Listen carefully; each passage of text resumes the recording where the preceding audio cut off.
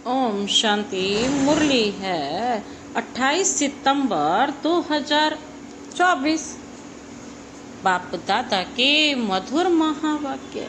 मीठे बच्चे, जब तुम नंबरवार सतो प्रधान बनेंगे तब यह नेचुरल कैलेमिटीज व विनाश का फोर्स बढ़ेगा और यह पुरानी दुनिया समाप्त होगी।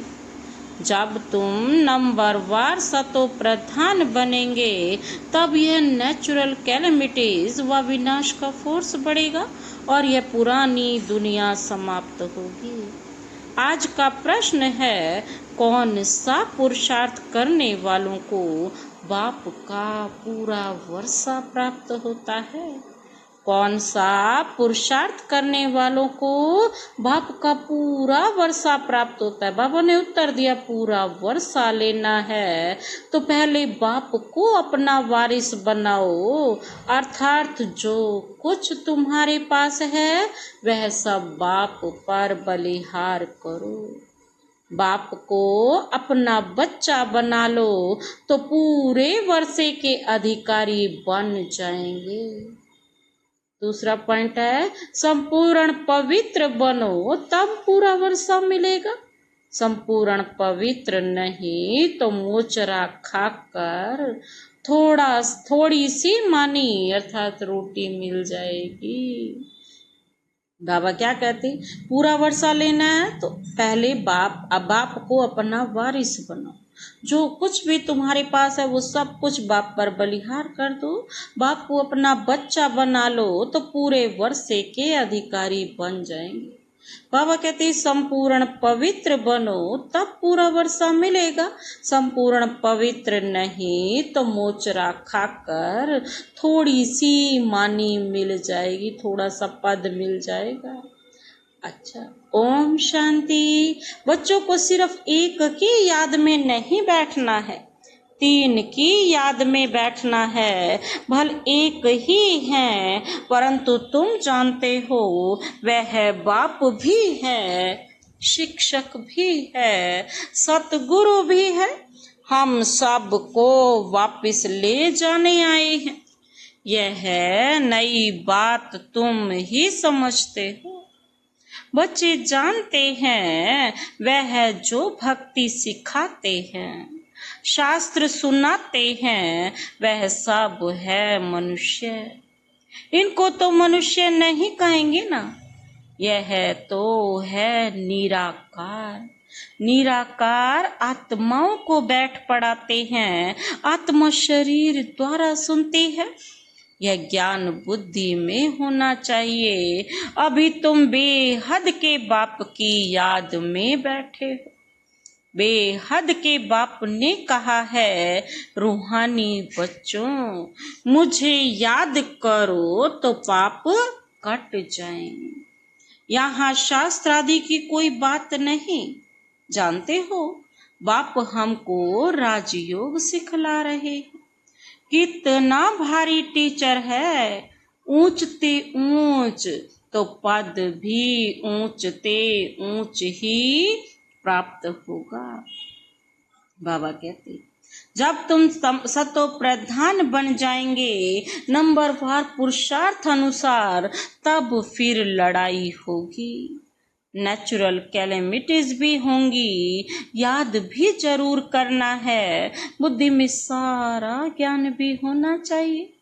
सिर्फ एक ही बार पुरुषोत्तम संगम युग पर बाप आकर समझाते हैं, नई दुनिया के लिए।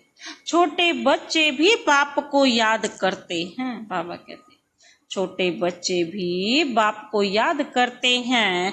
तुम तो समझदार हो ना, बाबा कहते तुम तो समझदार हो।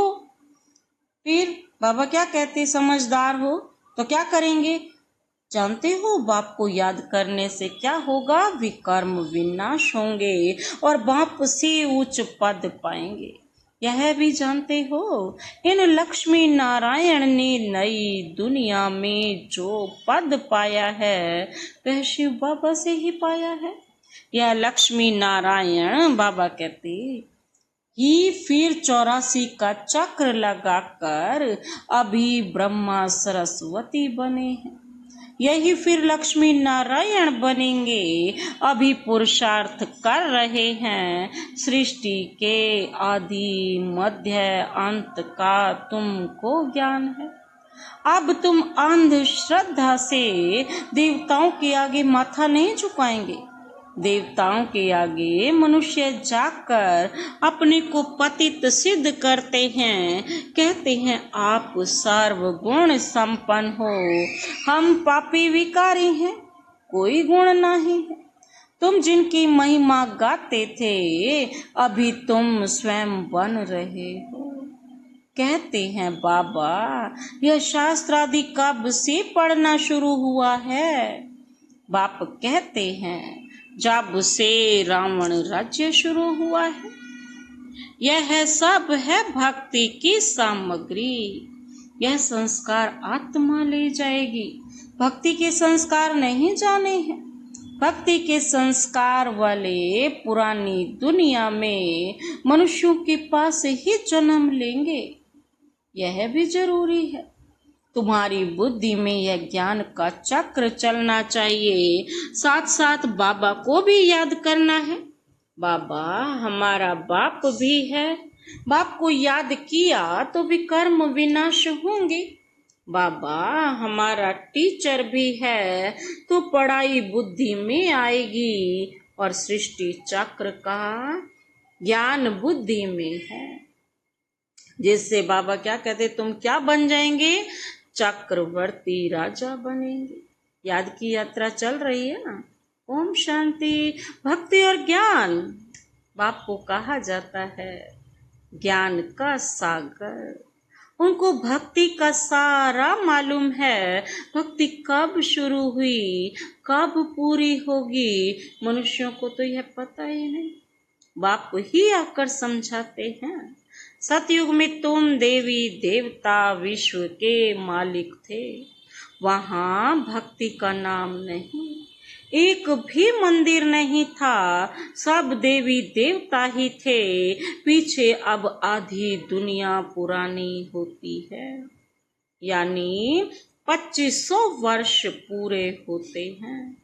अथवा त्रेता और द्वापर का संगम होता है, तब रावण आता है। संगम तो जरूर चाहिए।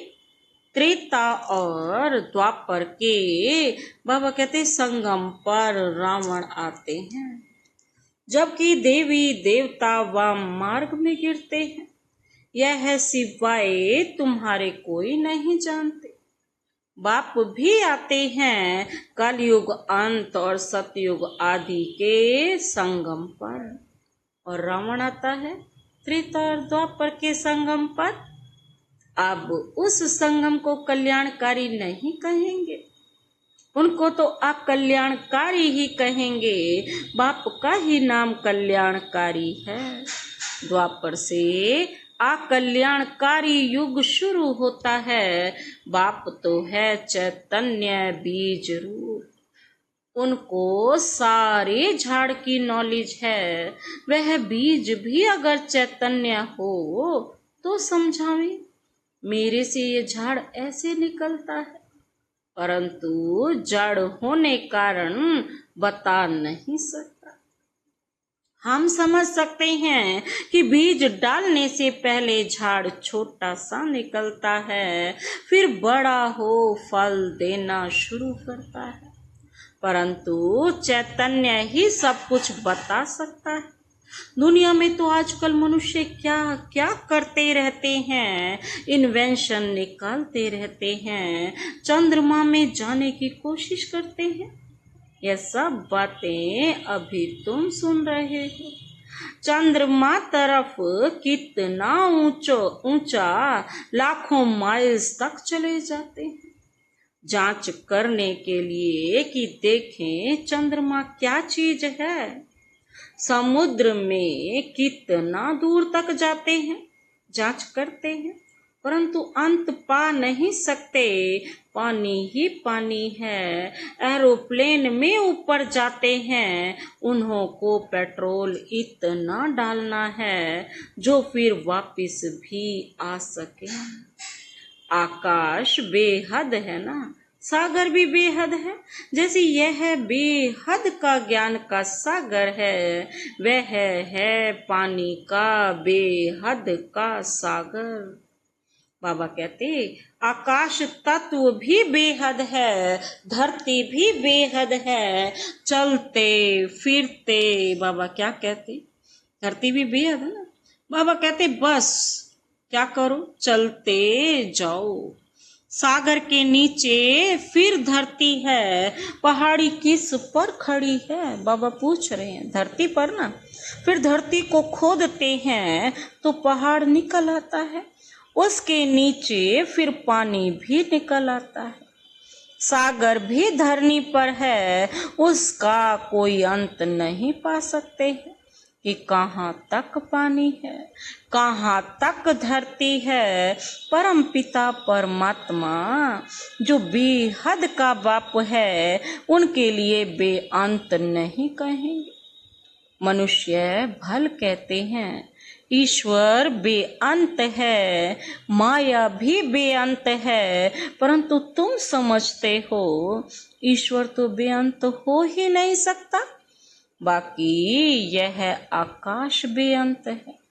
यह 5 तत्व हैं, आकाश, वायु, धरती, पानी, आग, जिसका नाम है भगवान। यह 5 तत्व तमो प्रधान बन जाते हैं, आत्मा ही तमो प्रधान बनती है। फिर बाप आकर सतो प्रधान बनाते हैं। कितनी छोटी आत्मा है, 84 जन्म भोगती है। यह चक्र फिरता ही रहता है, यह अनादि नाटक है, इनका अंत नहीं होता।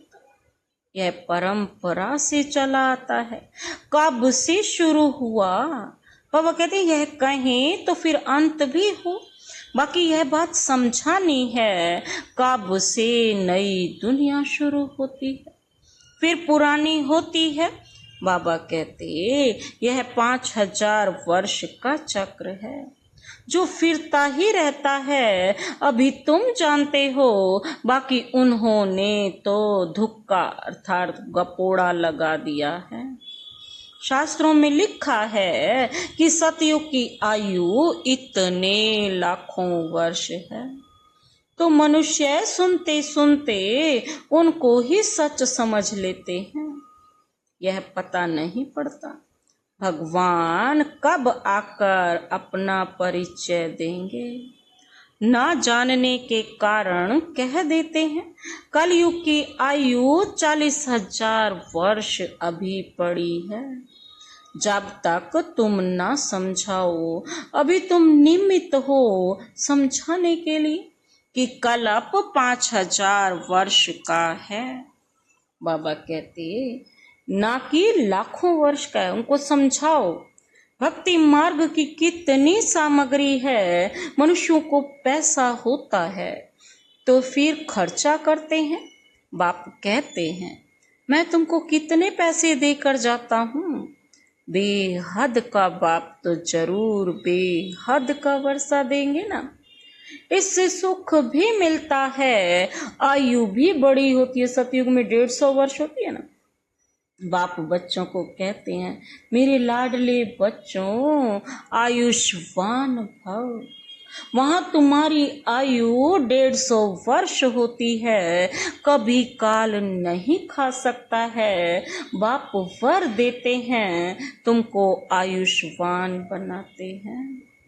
तुम अमर बनेंगे, वहां कभी अकाले मृत्यु नहीं होगी। वहां तुम बहुत सुखी रहते हो, इसलिए कहा जाता है ना सुख धाम।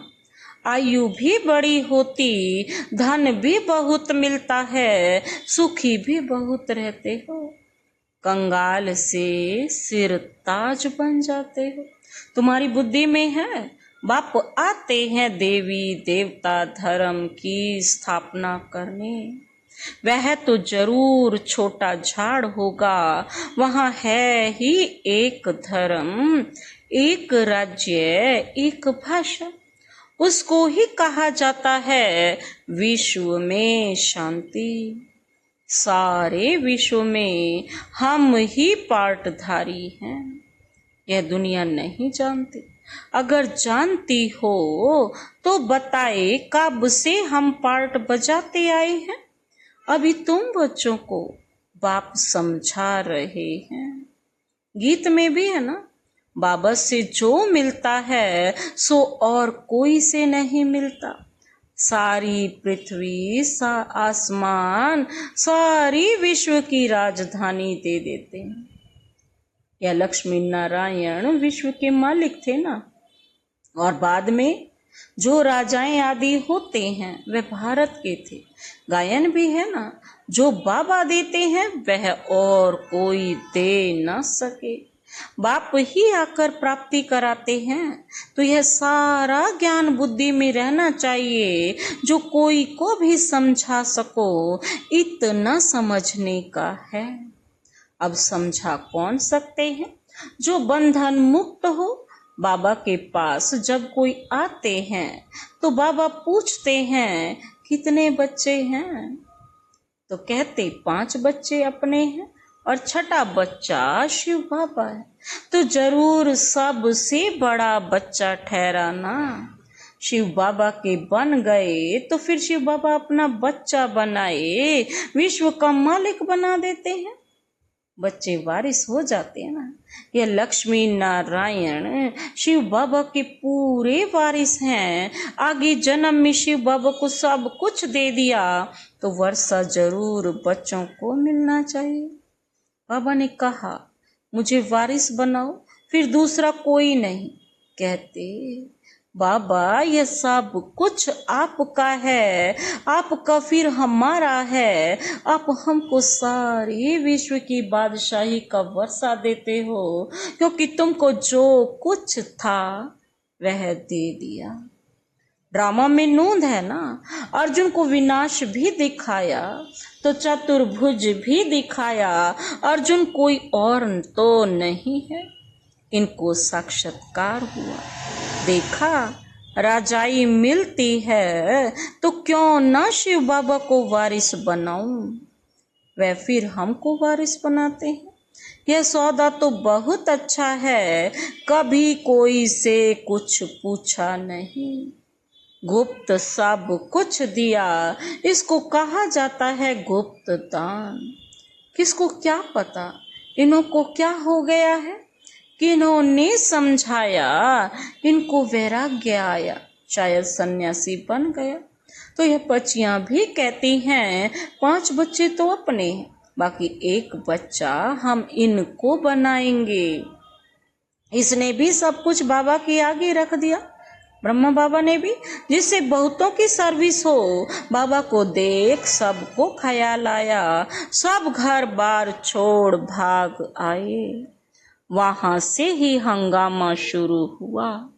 घर बार छोड़ने की उन्होंने हिम्मत दिखाई। शास्त्रों में भी लिखा है भट्टी बनी थी, क्योंकि उन्हों को एकांत जरूर चाहिए सिवाय बाप के। बाबा कहते हैं और कोई याद ना रहे, मित्र संबंधियों आदि के भी याद ना रहे, क्योंकि आत्मा जो पतित बनी है उनको पावन जरूर बनाना है। बाबा कहते हैं उनको पावन जरूर बनाना है।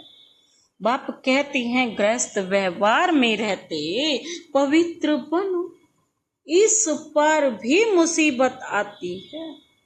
कहते थे यह स्त्री पुरुष के बीच में झगड़ा डालने वाला ज्ञान है, क्योंकि एक पवित्र बने दूसरा ना बने तो मारा मारी चल पड़े।